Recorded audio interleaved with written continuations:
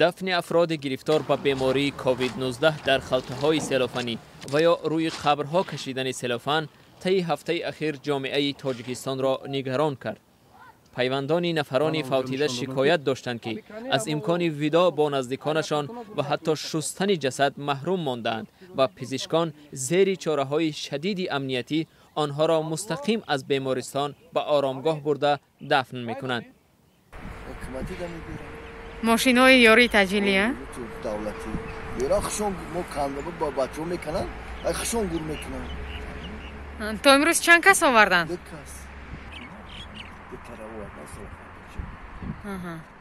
نه بالای گور در سلفان نمیمونند. یا مو داو.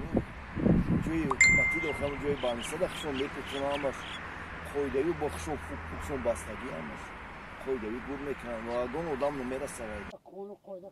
ساکنان تاجیکستان از چنین طرز دفن نزدیکانشان اظهار نگرانی کرده میگویند که این امر مخالف سنت‌ها و ارزش‌های اسلامی و انسانی است. سید مکرم عبدالقادرزاده رئیس شورای علمای مرکز اسلامی تاجیکستان در شرح این موضوع به رادیو آزادی گفت که کشور حالا با خطر روبرو است و رعایت معیارهای احتیاطی ضرور است. وی بر این نظر است که دفن میت با چنین شیوه مخالف ارزش‌های اسلامی نیست. در مسئله سلوفان روی قبرها باشد، مقامداران آرامگاه شهر دوشنبه میگویند که این یک چاره احتیاطی است تا قبرها فرو نروند. به قول آنها این عمل با سرایت کرونا ویروس ارتباط ندارد.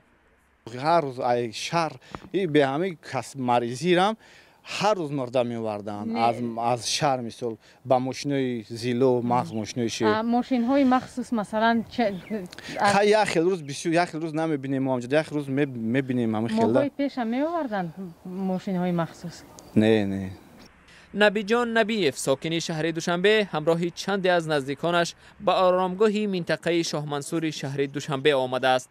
او میگوید چند روزی پیش در اینجا عمه‌اش را دفن کردند که از بیماری قند رنج میکشید ولی گرفتاری به بیماری کرونا ویروس نو مرگش را تیزاند. به قول پیوندان این زن در خانه فوتید و برای دفن او آنها به پزشکان و کمیته حالتهای فوق‌العاده مراجعت کردند. همین زن اکو همین کارش خودنش خمون همین تایک اینجا خواهد بورتن این چه سبب سانزرانی و با ایسوشون آمدن و اومدن خیلی که بار کردن با مستخشون اصل تخطی وادنا با خمون است کشیدن وادنا خمون رو خاود رو اخیراً کمیته دین و تنظیم رسم و مراسم ها در تاجیکستان از هیئت سازمان جهانی تندرستی درخواست کرده بود که نوعی به خطر دفن جسدهای افراد گرفتار به این بیماری را شرح دهد. این سازمان در پاسخ گفته است که در شرایط فعلی دفن افراد فوتیده در قبرهای دارای لحد ضرور دانسته نمی شود. به این دلیل همکنون این فوتیدگان را در قبرهای راستی دارای تاقچه دفن کرده بالای میت را با تخته ها می پوشانند و سپس خاک می پاشند.